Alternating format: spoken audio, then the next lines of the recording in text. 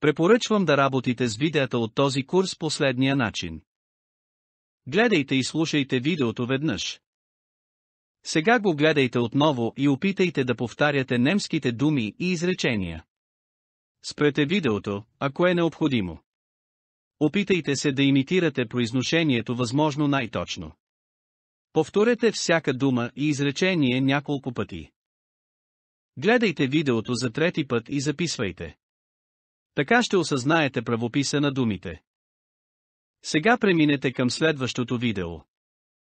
Полезно е да гледате видеото отново след няколко дни, а също и по-късно, ако искате. Така ще запомните повече. Не е страшно, ако не запомните всичко веднага. Във видеята много неща ще се повтарят. В крайна сметка думите ще се запомнят. Изучаването на език е свързано с навика.